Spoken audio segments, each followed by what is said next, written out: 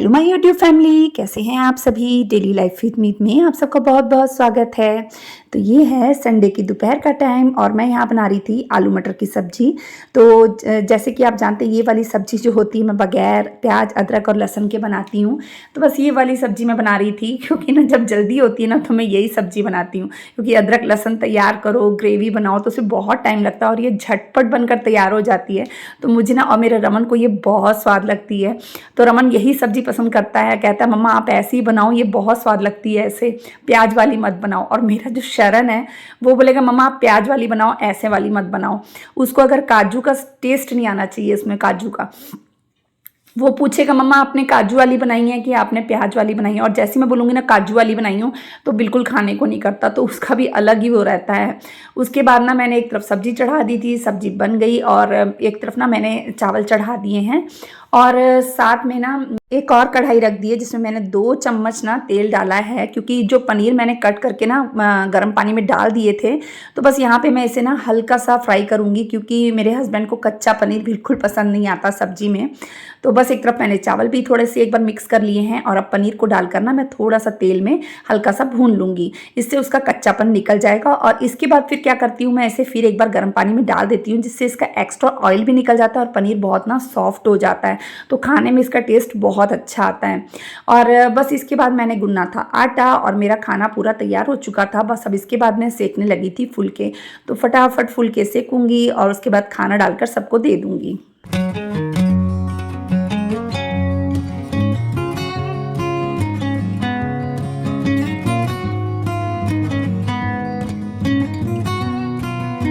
ऐसे तवे पे रोटियां ना मेरे मायके में मेरी मम्मी बनाती थी, और जब मैं यहाँ आई तो मैंने देखा यहाँ पर गैस में सेकते थे डायरेक्ट, तो फिर ना वैसी ही आदत पड़ गई थी। लेकिन हमारी सब्सक्राइबर ने मुझे कहा था कि आप ऐसे सेका कीजिए दीदी, तब से ना फिर मैं ऐसे ही सेकती हूँ। और मुझे सच्ची बताऊँ ना, मुझे अपने मायके की याद आती है। मेरी मम्मी मायके में ना इसी तरीके से रोटी बनती है तवे पर, और इसका स्वाद ना बहुत अच्छा होता है, बहुत अलग आता है।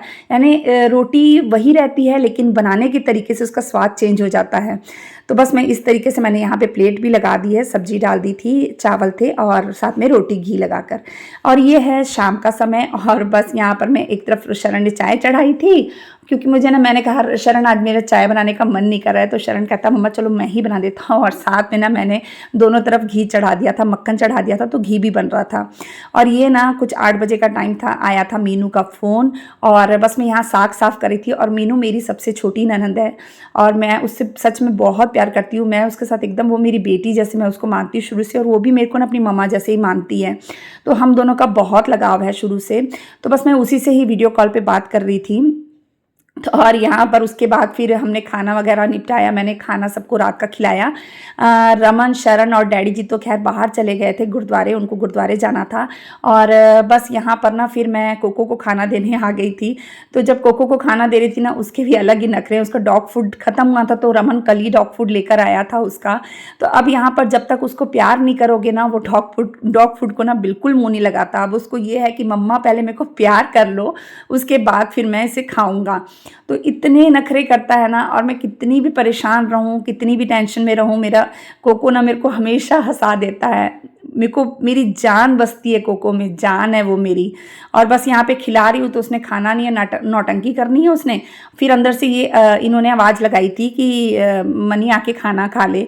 तो बस मैं यहाँ पे अंदर जाने लगी तो देखा ये अपने आप खाने लग गया। उसको पता है मम्मा अब जा रही है अंदर, तो खाना तो खाना ही पड़ेगा। तो फिर यहाँ ये खा रहा है, उसे पता है यहाँ पे कैमरा लगा था, तो कैमरे को भी वो देख रहा था बीच बीच में। और इसके बाद ना ये है आज सुबह मॉर्निंग का टाइम, और बस मैं चाय बनाकर लेकर आई थी सुबह मेरे और मेरे हस्बैंड के लिए। तो यहाँ कोको भी ना केला मांग रहा था, उसको सुबह ना केला खाने की आदत है, तो सुबह उठते ही वो एक बनाना जरूर खाता है, या तो डैडी जी दे देते हैं या फिर मैं देती, और नहीं दो ना तो बाहर से चिल्लाता है बहुत ज़्यादा। तो बस मैंने कोको को केला दे दिया था और उसके बाद हम पी रहे थे चाय। और कोको को ना केला छिला हुआ भी नहीं चाहिए रहता, उसको ऐसे छिलके समेत चाहिए रहता है, और वो ना खुद उसको छील लेता है खाते टाइम। फिर इस तरीके से उसको केला दे दिया, उसने खा लिया। इसके बाद फिर मैंने नाश्ते का काम निपटाया, और बच्चे भी ना गुरुद्वारे गए हुए थे रात से, जैसे मैं आपको बताया ना, बच्चे दोनों गुरुद्वारे गए हुए थे। तो जब बच्चे क्या रात भर वहाँ गुरुद्वारे में सेवा चली, तो बच्चे सुबह आए 5 बजे गुरुद्वारे से।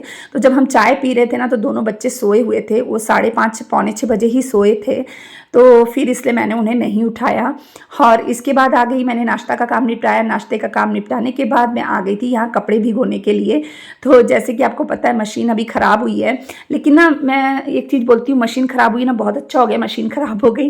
लेकिन जब मैं हाथ से कपड़े धोती हूँ ना, तो उससे कपड़े मतलब जल्दी भी धुल जाते हैं और मेरा टाइम काफ़ी बचता है। जैसे वॉशिंग मशीन में डालती थी तो जब तक वो कपड़े घूमते थे, फिर मैं दूसरी बार के डाल के आती थी, तो थोड़ा सा टाइम लग जाता था। तो अब क्या है कि मैंने हाथ से धो रही ना, तो बहुत जल्दी कपड़े हो जाते हैं।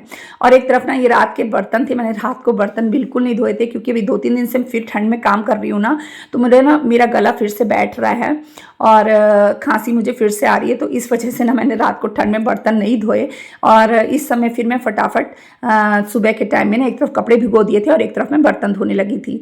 अब बर्तन धोने के बाद मैं ना ये जो है ना हिस्सा, मैं इसे अच्छे से धो लूँगी।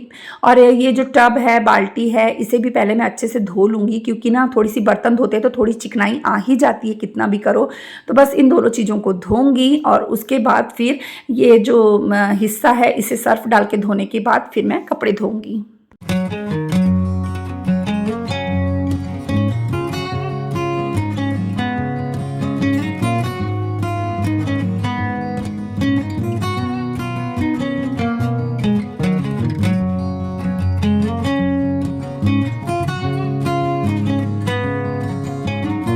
हाँ जी, तो आज है गुरु नानक देव जी का प्रकाश पुरब। तो आप सबको मेरे पूरी फैमिली की तरफ से, आप मेरी पूरी यूट्यूब फैमिली को गुरु नानक जयंती की ढेर सारी शुभकामनाएँ। और बस यहाँ पर मैं अब लगूंगी कपड़े धोने के लिए। और ना मैंने बाहर के डोरमैट जो मैं बाहर रखती हूँ ना, वो दोनों मैं अंदर ले आई थी। आज मैंने ना इन्हें भी धोना था, तो ये थोड़े से गंदे लग रहे थे। तो जब थोड़े गंदे रहते हैं ना तभी मैं धो लेती हूँ, फिर ज़्यादा गंदे हो जाते हैं ना तो उनको रगड़ने में भी काफ़ी मेहनत लगती है। तो इस तरीके से ना मैं इन्हें थोड़े थोड़े दिन में धोती रहती हूँ, जिससे ना मतलब ज़्यादा गंदे भी ना हो और ज़्यादा मेहनत भी ना लगे। और क्या रहता है, ये घर के सामने ही रहते हैं, मेन डोर पे रखे रहते हैं, तो अच्छा नहीं लगता कि कोई आए और देखे गंदे डोरमेट पड़े हैं, तो अच्छा नहीं लगता।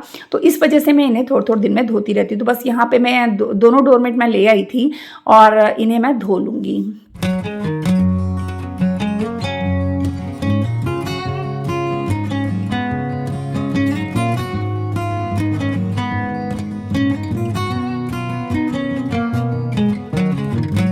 मैं अपनी ना पूरी यूट्यूब फैमिली का दिल से थैंक्स करना चाहती हूँ, जो कल आप लोगों ने मेरे व्लॉग पे, आप लोगों ने मुझे अपना सपोर्ट दिया, अपना साथ दिया और मुझे हिम्मत दी।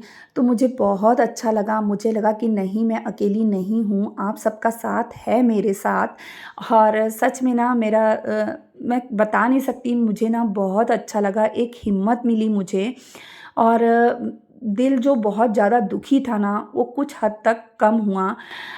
पता क्या, मैं रोना नहीं चाहती थी, लेकिन मैं सच बात बताऊँ, जब दिल बहुत ज़्यादा दुखी होता है ना किसी चीज़ से बहुत ज़्यादा अपन हर्ट होते हैं ना, तो कितना भी करो ना, आंसू निकल ही आते हैं। बस यहाँ मैं डालने लगी थी कपड़े सूखने के लिए। कपड़े मैंने ना वॉशिंग मशीन में सुखाए थे, और जो वॉशिंग मशीन है ना उसके अंदर मैंने हार्पिक डाला था और उसे ना मैंने पूरा अपने हस्बैंड के साथ मिलकर उसके पुर्जे पुर्जे खोल दिए हैं। अब मैकेनिक को बुलाया है, वो आके अब उसे जोड़ेंगे। और क्या है ना, सफाई करने के लिए ना मैं हार्पिक डाल के मैंने उसके एक एक पुर्जे को अच्छे से धो दिया है। तो बस अब जब आएंगे तब वो ठीक हो जाएगी। पर मैं तो चाहती हूँ कि मैं हाथ से ही कपड़े धोऊँ, यही सबसे अच्छा है और एक अच्छी एक्सरसाइज भी हो जाती है हाथ से काम करने से। तो मुझे तो बहुत अच्छा लगा हाथ से काम करना। और आजकल कपड़े बर्तन भी देखा आपने, जैसे कि आजकल मैं वहाँ धोती हूँ टंकी के पास में, तो वहाँ पे बर्तन धोने से ना बहुत अच्छा लगता है, खुला खुला और आराम से धुल जाते हैं बर्तन। और किचन हर समय साफ़ सुथरी रहती है, थोड़ी भी मतलब गंदगी वहाँ नहीं रहती है कि कोई एक दो बर्तन पड़ा है, ऐसा नहीं। बस वहाँ निकाल देते हैं और वहाँ से मैं फटाफट बैठ के बर्तन धो लेती हूँ। और जब कपड़े सूखने डाल रही थी तो कोको को यहाँ मस्ती चढ़ी थी, उसको ये था कि बस खेल ले मम्मा मेरे साथ। पर मेरे को ना थोड़ा सा लेट हो रहा था, इसके बाद ना मेरे को गली वगैरह धोनी थी, तो बस मैं गली धोने के लिए आ गई। और यहाँ पे क्या टंकी में जैसे ऊपर पानी भर जाता है ना, तो वो पानी नीचे गली में आता है पाइप से। तो जब वो पानी नीचे आता है तभी मैं गली धो लेती हूँ, तो मुझे आसान रहता है क्योंकि पीछे गली में कोई नल नहीं लगा है। तो बस इसी तरीके से ना मैं बाल्टी से पानी डाल डाल के धो लेती हूँ। और बाहर से खिड़कियों को भी अच्छे से पानी डाल के साफ़ कर देती हूँ, क्योंकि ना खिड़कियाँ ना जैसे धूल मिट्टी बहुत आती है हमारी गली वाले हिस्से में ना।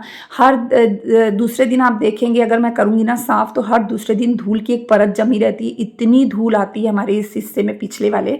तो बस मैंने वो हिस्सा साफ़ कर लिया। उसके बाद ना मैं आई थी गुरुद्वारे मत्था टेकने के लिए, क्योंकि मैं मतलब पहले ही मत्था टेक के आ जाती हूँ। और क्योंकि मेरे से ना भीड़ भाड़ में जाने से ना मुझे घबराहट होती है बहुत ज़्यादा। ये जब से मैं मेडिसिन वगैरह लेती हूँ ना डिप्रेशन की, तब से। तो उसके बाद मैं पहले ही मत्था टेक कर आ जाती हूँ। तो बस यहाँ मत्था टेक कर आने के बाद ना ये रमन लोग रात को अपने गर्म कपड़े निकाले थे उन्होंने गुरुद्वारे जाने के टाइम पे, तो बस ऐसे ही फैला दिए थे उन लोगों ने। तो बस मैं इन सब चीज़ों को ना अच्छे से सही करके रखूँगी। जैसे बच्चों की हुडी है, जैकेट वगैरह है, स्वेटर है, कई चीज़ें थी, तो बच्चों ने ऐसी फैला दी थी। तो मैंने कहा चलो मैं इसे भी एक बार सेट करके रख देती हूँ। तो बस मैं यहाँ ये काम कर रही हूँ।